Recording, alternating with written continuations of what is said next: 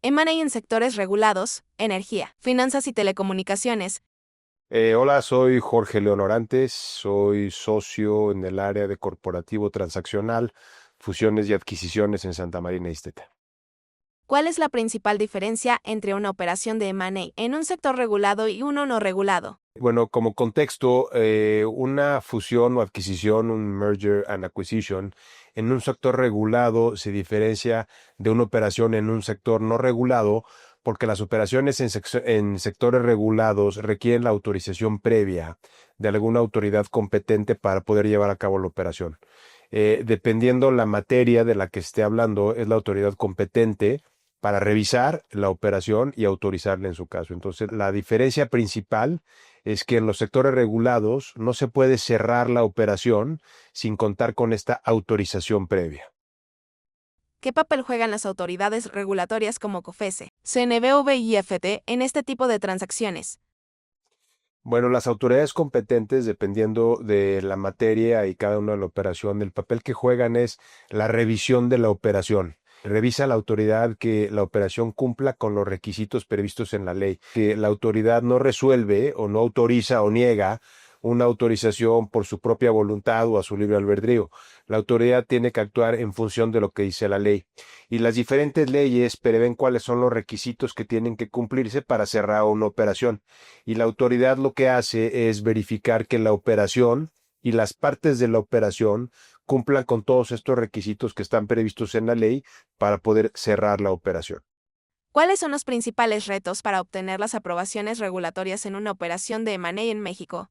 Los retos varían dependiendo de la materia. Cada una de las autoridades se rige por una ley y esa ley trae una lista, una definición de los requisitos específicos que tienen que cumplirse. Entonces, lo que tiene que hacerse en una operación de adquisición, una adquisición o una fusión, en una actividad regulada, lo primero que se tiene que hacer es ver cuál es la autoridad competente para autorizar la operación. Hay que ver cuál es la autoridad y la ley que regula esa operación. Esa ley tiene los requisitos específicos que se tienen que cumplir. Algunos de esos requisitos son fáciles de cumplir, otros son un poco más complicados, pero los retos es conocerlos bien, ver cómo se van a cumplir, ver cuáles son los términos los términos que tiene la autoridad para resolver y cumplir todos ellos. ¿Qué tiempos promedio manejan COFECE, CNBV y IFT para emitir sus resoluciones y cómo impacta esto la planeación de una transacción? Los plazos de respuesta varían dependiendo la autoridad. La Comisión Federal de Competencia tiene un plazo entre 30 y 90 días hábiles. El Instituto Federal de Telecomunicaciones, o la autoridad que en su momento lo sustituya, tiene aproximadamente 3 meses. Y la Comisión Nacional Bancaria y de Valores tiene 3 a 6 meses. Entonces, dependiendo el proceso y dependiendo la ley que lo regula, es el plazo que aplica. ¿Qué riesgos existen si una operación se cierra sin contar con todas las aprobaciones requeridas?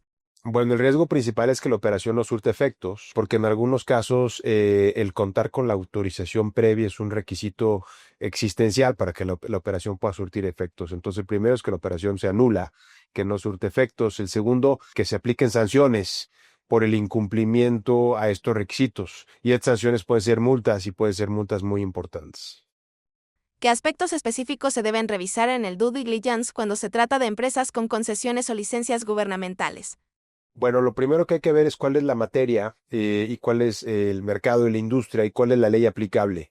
Dependiendo la ley aplicable son los permisos, autorizaciones y concesiones que tiene la entidad que se está comprando o como se le llama el target. Entonces, un aspecto esencial es identificar cuáles son estos permisos, estas licencias, estas concesiones y revisarlas para ver que estén en vigor, para ver cuáles son los requisitos que tiene para el cambio de control, para ver cuál ha sido en la historia de cumplimiento. Entonces es indispensable dentro del proceso de auditoría tener un enfoque especial en la parte regulatoria de estas industrias reguladas. ¿Cuáles son las cláusulas contractuales más críticas que deben incluirse para mitigar riesgos legales o sanciones posteriores a la adquisición? La auditoría, como ya lo habíamos visto, es esencial. Revisar cuáles son las características, los términos, etcétera. Independientemente de lo que el comprador y sus asesores revisen, es importante incluir manifestaciones y garantías en el contrato. en donde el vendedor manifieste y garantice que tiene todas las autorizaciones necesarias para operar, que estas autorizaciones se obtuvieron en cumplimiento con la ley y están válidas y no van a perder su validez con motivo de la operación. También es importante incluir condiciones previas al cierre en una operación que está celebrada en dos fases. La primera es la firma y la segunda es el cierre.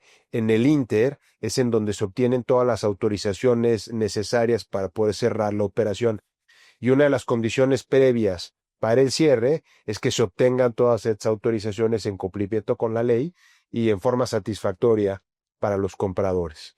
Y finalmente, también que hay obligaciones de indemnización por si alguna de estas manifestaciones o garantías fueron incorrectas o hay alguna contingencia, que el vendedor esté obligado a indemnizar al comprador por esta falta de cumplimiento.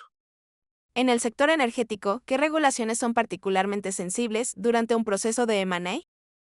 Bueno, esta regulación secundaria es precisamente la que está en proceso de emisión. Entonces, es toda la legislación secundaria que rige al sector energético y es importante tenerla muy en mente y tenerla muy claro, tanto las leyes como los reglamentos, como las disposiciones generales, para verificar el cumplimiento de este tipo de operaciones. Para el sector financiero, ¿qué rol juega la CNBV y cómo se evalúan temas como el lavado de dinero o solvencia?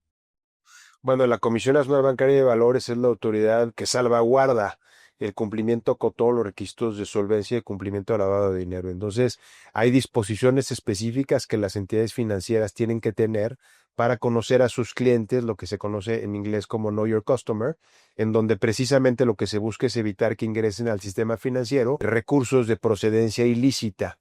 Entonces, la comisión es la que salvaguarda este cumplimiento y también los requisitos de solvencia de las diferentes entidades.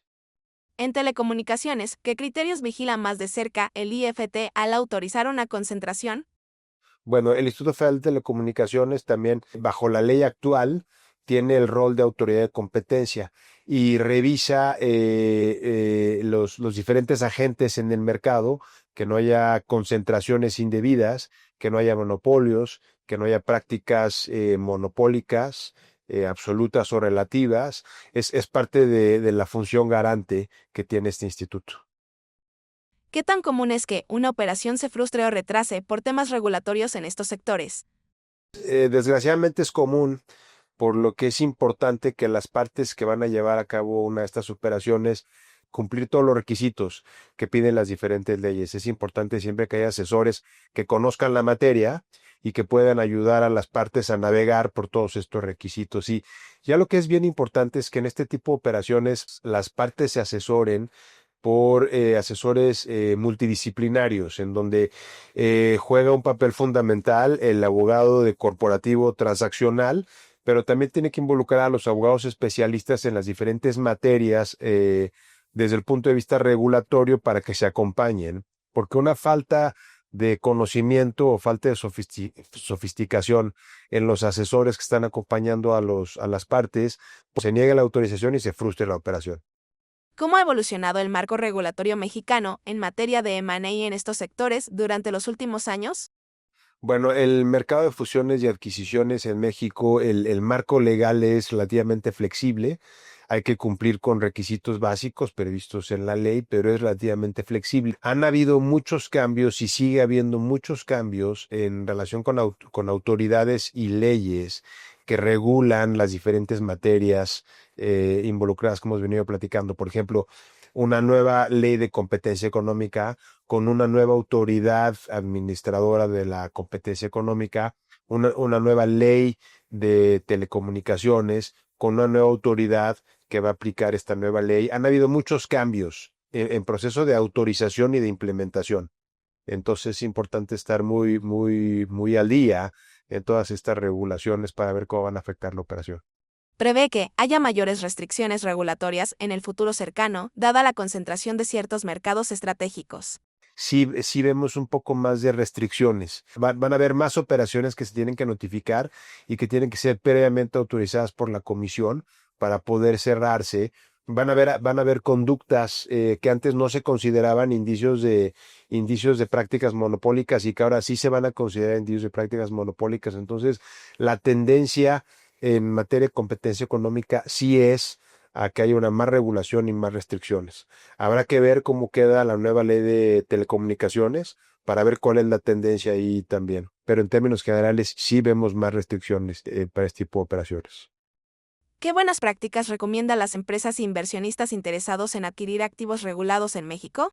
Bueno, una práctica importante es entender cuál es la regulación que afecta a la industria y el activo en particular, entender cuáles son los tiempos con que cuenta la autoridad para resolver y prever eso dentro del plan de negocios, dentro del plan estratégico, porque puede ser que el equipo de negocios tenga un calendario muy agresivo que no necesariamente sea compatible con los plazos que tiene la autoridad para resolver.